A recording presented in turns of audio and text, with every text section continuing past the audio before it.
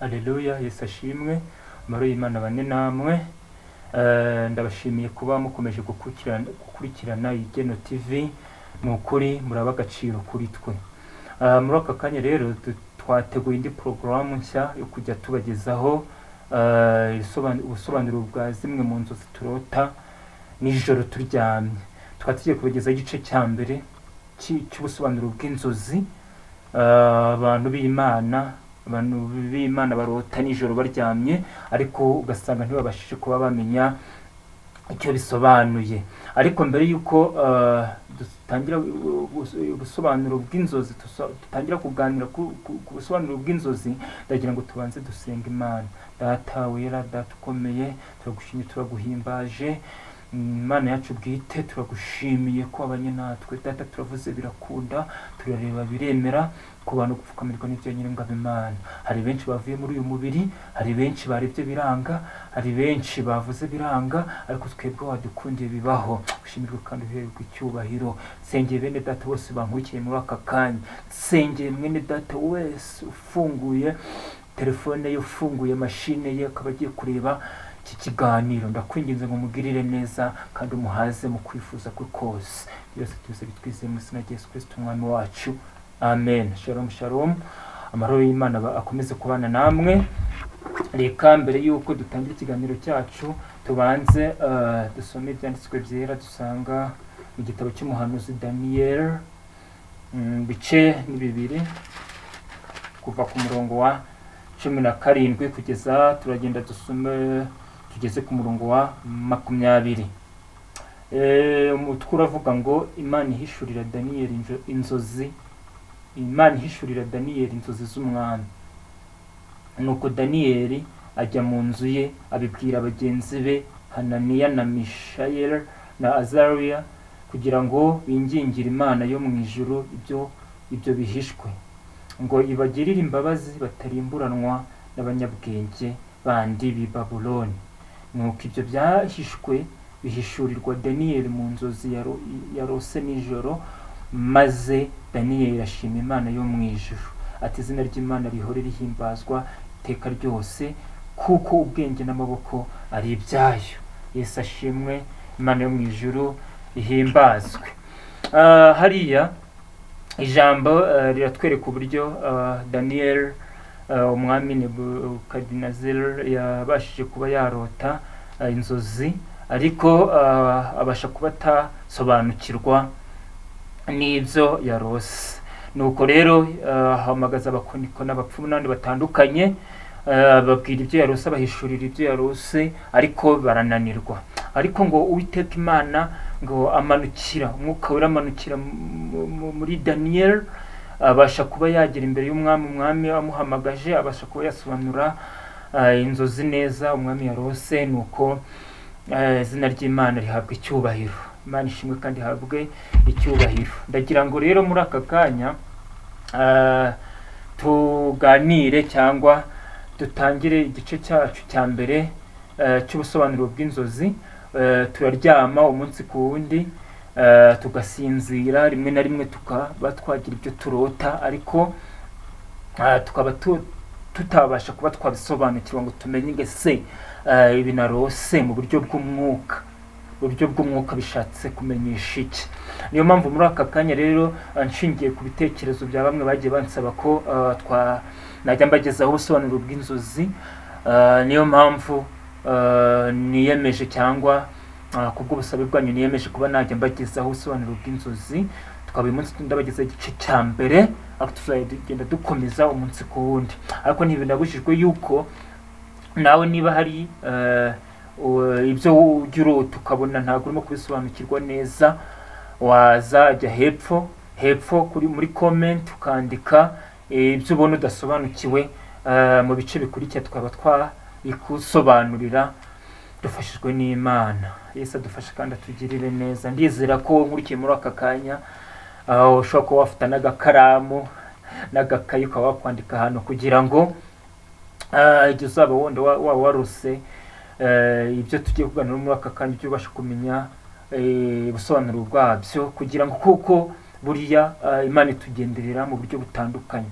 Hari Imana izakugenderera inyuze mu nzozi, ukerekwa mu nzozi, ikakwereka ibikuba, ibizakubaho, ikakwereka ibyakubaye, ikagusobanurira. Ariko kubera ko nta bumenyi wenda ufite kuba wamenya ubusobanuro bwabyo, ugasanga birakugoye. Imana ishobora kuba yakugendera ikagutumaho umuntu, nabwo ni uburyo Imana ishobora kuba yanyuzamo, yakoreshamo cyangwa yakoresha abakozi bayo, bakaba bakugeraho, bakaba bagusobanurira bimwe na bimwe udasobanukiwe, cyangwa ikaba baguhishurira, baguhanurira ibyo Imana yakuvuzeho. Ishobora no kuba nawe ubwawe Imana yagukoresha, ukaba wasobanukirwa n'ibigutegereje cyangwa kubaho umunsi ku wundi. Ariko uyu munsi nabateguriye bimwe mu bisobanuro by'inzozi zitandukanye tujya turota umunsi ku wundi. Hari igihe uryama rimwe na rimwe ukabona urimo urarwana n'imbwa, imbwa zirimo zishaka kukuruma, zirimo zikwegera, ukabona uri mu mbwa nyinshi cyane, uri hagati y'imbwa nyinshi cyane. Icyo gihe uzigenzure, kuko ubundi imbwa mu buryo bw'umwuka bisobanura ubusambanyi. Uzigenzure urebe, ese muri ibyo bihe urimo uri mu bihe bihe? Ese nta bantu barimo gushaka kugushora muri izo ngeso? Ibyo byose ni Imana ibiguhishurira. Rero imbwa mu buryo bw'umwuka bisobanura ubusambanyi. Hari igihe uzarota ubona uri kumwe na kasuku cyangwa kasuku ni ibinyoni, n'ikinyoni kinini kijya kumera nk'igikona, ariko yo aba ari ntoya.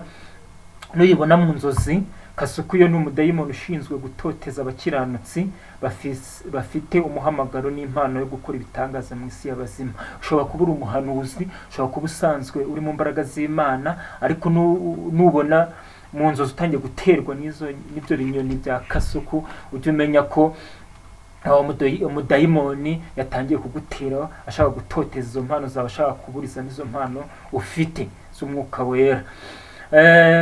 Ingurube, hari igihe uzarota ubona uri kumwe n'ingurube, uri mu ngurube nyinshi, cyangwa ubona uzengurutswe n'ingurube nyinshi zitandukanye, ibigurube byinshi cyane birimo biratontoma hafi yawe. Icyo gihe ujye umenya ngo ingurube ubundi mu buryo bw'umwuka bivuga umwuka w'ubusambo. Icyo gihe uzareba uburyo ubanye n'abavandimwe, uzareba uburyo ubanye n'abaturanyi, uzareba uburyo ubanye n'inshuti. Ushobora gusanga muri wowe wifitemo ubusambo butandukanye. Ushobora kuba usanga muri wowe ufite ubugugu udatanga. Ibyo byose Imana ishobora kuzabihishurira mu nzozi, ikabikwereka ubona uri kumwe n'ingurube, n'ibibwana by'ingurube cyangwa ingurube nyinshi zikuzengurutse. Noneho igihe uzabona urose ifarashi, cyangwa uri ku ifarashi zigusanga gutyo, icyo gihe ifarashi ubundi bisobanura marayika, ni umumarayika. Uvuga ngo uzaba uri umumarayika murinzi, azaba ari kumwe nawe. Igihe uzarota ubona ihene zikuzengurutse, uri kumwe n'amahene menshi. Ubundi ihene mu buryo bw'umwuka bisobanura ni umwuka w'ikinyoma. Muri iyo minsi ushobora kuba urimo kubesha, cyangwa muri iyo minsi ushobora gusanga hari ibyo wabwiwe by'ibinyoma. Uzagenzure ibyo wabwiwe muri iyo minsi, cyangwa ibyo urimo kubwira abantu muri iyo minsi. Ushobora gusanga urimo kubabwira ibintu by'ibinyoma. Noneho ushobora kuzasanga mu nzozi wahuye n'imbogo. Imbogo zirimo kukwica, imbogo zirimo kuguterera hejuru, imbogo zirimo kukwirukankana. Icyo gihe imbogo ubundi mu buryo bw'umwuka ni umudayimoni ukaze, ni umudayimoni uhiga abana b'Imana, abakozi b'Imana.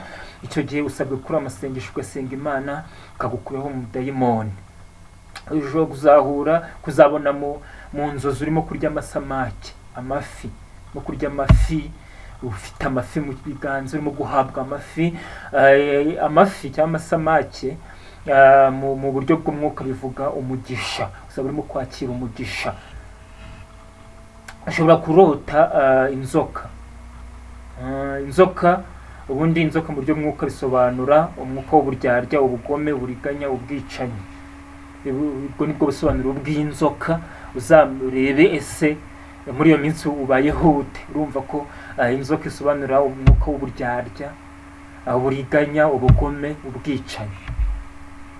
Ushobora kurota ubona imiswa cyangwa umugina wuzuyemo imiswa. Icyo gihe bivuga ingabo z'Uhoraho, bivuga ko hari uburinzi kuri wowe. Noneho ushobora kubona urota ubona inyoni izo arizo zose havuyemo inuma. Inyoni izo arizo zose havuyemo inuma zisobanura ni imbaraga z'abazimu, abadayimoni. Nuvuga ngo igihe uzabona warose inyoni izo arizo zose havuyemo inuma yo ni umwuka wera, inuma yo isobanura ibyiza.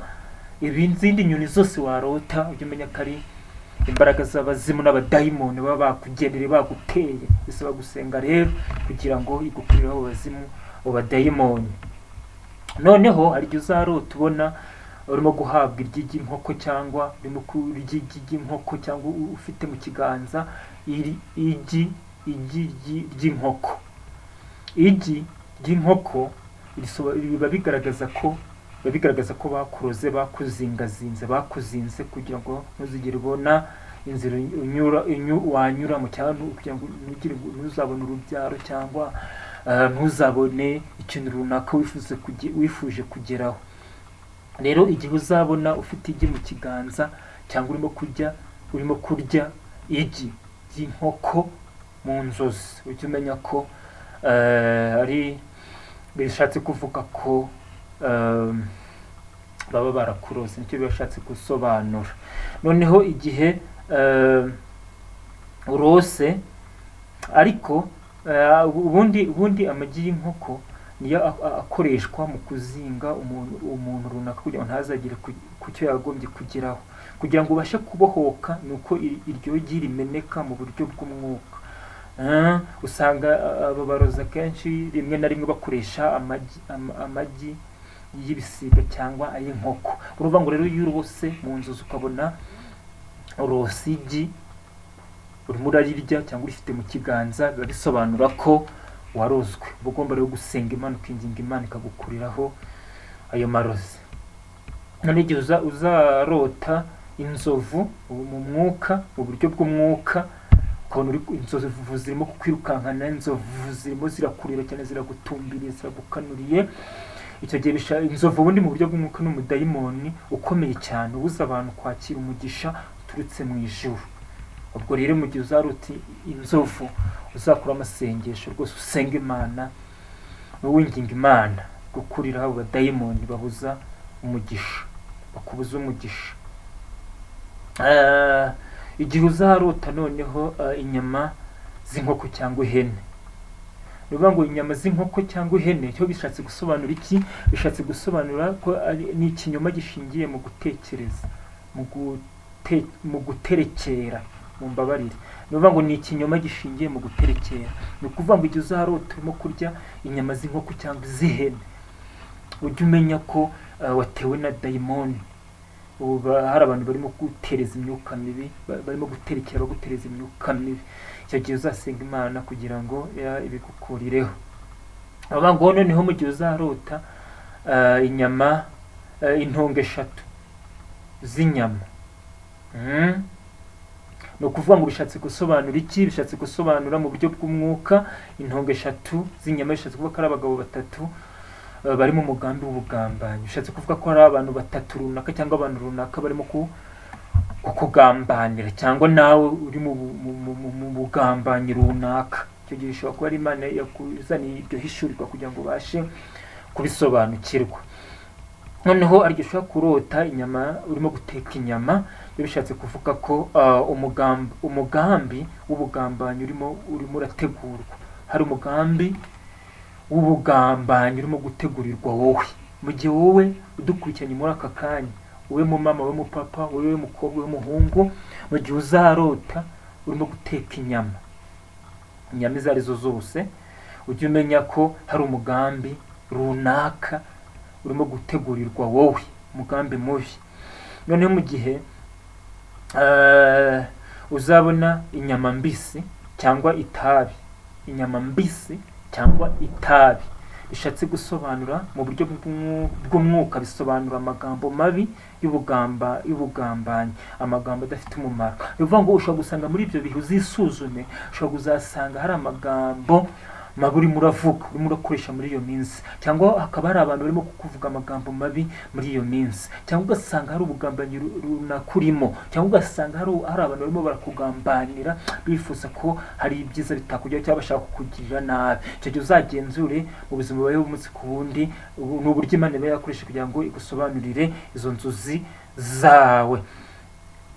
Noneho mu gihe noneho kurota inyama zihiye, inyama zihiye ziri ku isahani, inyama zihiye ziri ku isahani utari kuzirya, inyama zihiye ziri ku isahani bisobanuye ko zisobanura ko umugisha udatunganijwe uturutse kuri za magirigiri cyangwa abagome cyangwa abarozi. Bivuga ko ari ibintu runaka, ari ibintu runaka bakoherereje biza bishaka kuburizamo umugisha Imana yaguteganyirije. Icyo bishatse gusobanura. Noneho muri rusange ubundi ubwo nurota inyama zihiye bishatse kuvuga ko hari abantu barimo kwifuriza ibyiza, bishatse gusobanura ko hari abantu bifuza kuburizamo umugambi w'Imana cyangwa umugisha Imana yaguteganyirije. Ni aho ngaho dusoreje igice cya mbere cy'ubusobanuro bw'inzozi. Ndizera yuko hari icyo wungutse, ndizera yuko hari ibyo usobanukiwe. Mu kindi gice kizakurikira nabwo tuzasobanukirwa n'ubundi busobanuro bwinshi butandukanye. Turebe ese kurota wubaka inzu bishatse gusobanura iki, n'ubundi busobanuro bwinshi butandukanye tuzarebera hamwe. Imana yo mu ijuru ibahire kandi Imana yo mu ijuru ibahe umugisha. Rero mu gihe usinziriye, mbere yo kuryama jya ubanza usenge Imana kugira ngo ubashe kuba wakwibuka inzozi warose nijoro, kuko buriya kenshi Imana igitugenderera mu nzozi ikatwereka ibiratubaho, ikatwereka ibirimo kutubaho, ikaba yagusobanurira ku byo udasobanukiwe. Yesu adufashe kandi atugirire neza. Reka mbabwire nti niba hari ubusobanuro bw'inzozi wifuza ko twakugeza mu bice bizakurikira, uzamanuke hepfo muri comment, jya hepfo kuri comment wandikemo amazina yawe, unatubwira ibyo inzozi twazagusobanurira mu biganiro byacu by'ubutaha. Yesu aguha umugisha kandi Uwiteka Imana aduhire kandi amahoro y'Imana abane namwe. Turagushimiye Data mwiza, turagushimiye kuri Imana igira neza, turagushimiye ko twemereye tukaba tubanye na bene Data mu busobanuro bw'inzozi butandukanye. Tuzi neza ko Uwiteka Imana ubana natwe mu buryo butandukanye, tuzi neza ko linye yawe iba ahantu hatandukanye, tuzi neza ko inzozi zawe zinyura ahantu henshi hatandukanye. Kenshi ushobora kuba tugendera mu nzozi Data ukatubwira ibirimo kutubaho, Data ukatwereka igenda kutubaho. Ndakwinginze kugira ngo Uwiteka Imana nyir'ingabo ufashe uyu mama, ufashe uyu mupapa, ufashe uyu musore, ufashe uyu mukobwa, ajya abasha gusobanukirwa neza n'ibyo arota mu nzozi za nijoro, ajya abasha gusobanukirwa neza n'imiburo yawe unyuza mu nzozi arota umunsi ku wundi. Bana natwe tugirire neza, byose tubisabye twizeye mu izina rya Yesu Kristo umwami wacu, amen. Shalom shalom, amahoro y'Imana abane namwe.